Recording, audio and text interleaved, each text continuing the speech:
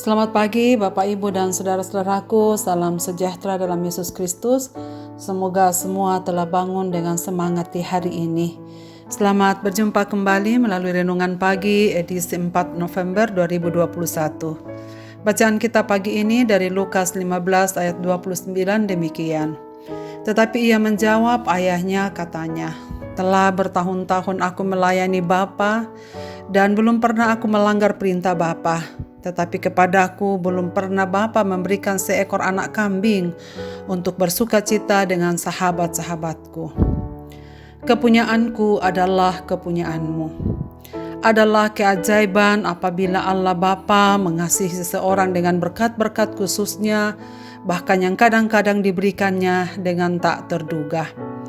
Dalam renungan pagi kemarin, kita telah mendengar bagaimana kesenangan dan kebahagiaan Bapa atas kembalinya anak bungsu. Bapa memberikan segala yang terbaik bagi anak yang dikasihinya itu. Bagaimana respon kakaknya? Apakah juga turut merasakan kebahagiaan itu? Saat ia kembali dari ladang, ia menyaksikan pemandangan yang tak biasa di rumahnya. Ada pesta besar. Pesta yang tak pernah direncanakan sebelumnya. Karena itu ia kaget.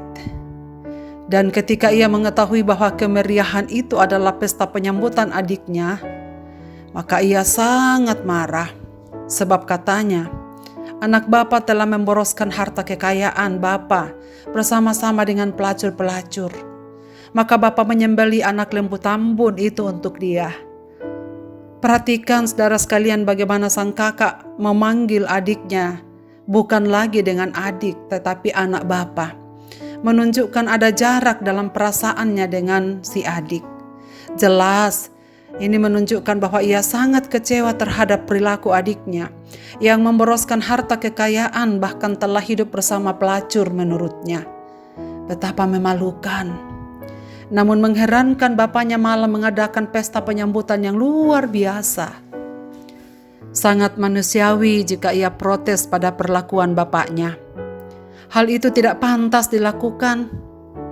Hal itu tidak adil baginya.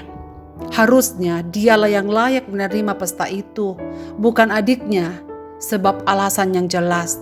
Telah bertahun-tahun aku melayani Bapa dan belum pernah aku melanggar perintah Bapa. Tetapi kepadaku belum pernah Bapa memberikan seekor anak kambing pun untuk bersukacita dengan sahabat-sahabatku.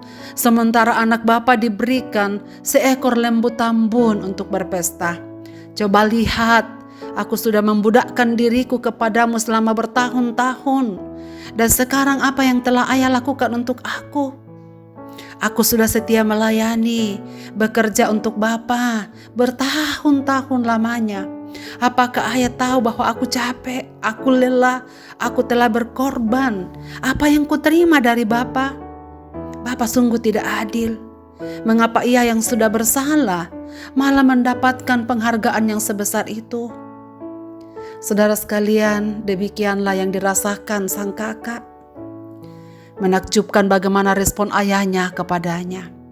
"Anakku, engkau selalu bersama-sama dengan aku dan segala kekayaanku adalah kepunyaanmu. Kita patut bersukacita dan bergembira karena adikmu telah mati dan menjadi hidup kembali. Ia telah hilang dan didapat kembali." Bapaknya mengingatkan, "Selama ini engkau selalu bersamaku. Segala kepunyaanku adalah kepunyaanmu. Apa yang kurang padamu? Pernahkah saya mengatakan tidak untuk semua yang kamu butuhkan? Engkau bisa menikmati semua dengan sepuasmu, anakku. Semua sudah kuberikan kepadamu." Tapi kita pantas bersukacita karena adikmu telah mati dan hidup kembali. Ia sudah hilang tapi kembali dengan selamat. Saudara-saudaraku, kadang-kadang kita tak merasakan betapa kasih Bapa lebih dari cukup bagi kita. Kita hidup melimpah dalam kasih Bapa, namun heran, kita masih menginginkan apa yang dimiliki orang lain. Kita selalu merasa kurang dikasihi. Bahkan lebih parah lagi karena kita merasa iri jika orang lain mengalami hal-hal yang baik atau sukses dalam hidupnya. Kita tak mampu bersukacita atas berkat-berkat yang dialami orang lain. Kita tak mampu bersyukur atas kesuksesan dan berkat yang Tuhan berikan kepada orang lain. Tanpa sadar kita merasa telah melayani Allah dengan setia. Kita lebih benar, kita lebih suci dari orang lain. Dan karenanya seharusnya kitalah yang diberkati. Kita seolah-olah menagih Tuhan telah bertahun-tahun melakukan kewajiban, bukan pelayanan yang dilakukan dengan kerelaan dan cinta kasih. Betapa bahayanya saudara sekalian, jika kita melihat segala sesuatu yang kita lakukan hanya karena kewajiban belaka, bukan karena pelayanan sebagai tanda terima kasih atas kasih Bapa kepada umat-umatnya. Saudara-saudaraku, marilah kita mengabdikan hidup kita kepada Allah Bapa sebagai persembahan syukur atas kasih Bapa yang ajaib kepada kita, bukan semata-mata supaya kita diberikan berkat. Kita sudah menerimanya saudara sekalian, semua sudah ada pada kita, telah sempurna sampai pada anugerah keselamatan yang sudah diberikannya pada kita. Kita semua orang yang berdosa, namun tetap dikasihi Allah dengan kasih yang kekal. Kiranya kita semua ya saudara sekalian, melihat hidup ini menjadi sesuatu yang dipersembahkan untuk kemuliaan Bapa yang telah lebih dahulu mengasihi kita dengan kasih yang kekal. Marilah kita berdoa. Bapa, terima kasih banyak atas kasih setiamu yang tak berkesudahan bagi kami.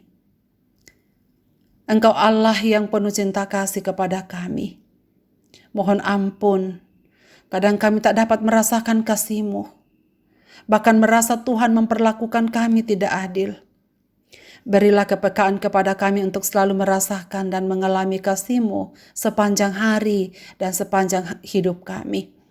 Ke dalam tangan kasih-Mu Bapa, kami menyerahkan hidup ini. Kami menyerahkan keluarga kami, orang tua kami, seluruh anggota jemaat-Mu dalam segala kegiatan mereka di sepanjang hari ini. Engkau yang tahu apa yang dibutuhkan umat-umat-Mu ini. Dalam nama Tuhan Yesus kami datang kepadamu. Amin. Selamat beraktivitas Bapak, Ibu, dan saudara-saudaraku. Tuhan Yesus memberkati kita sekalian dengan firman ini. Amin.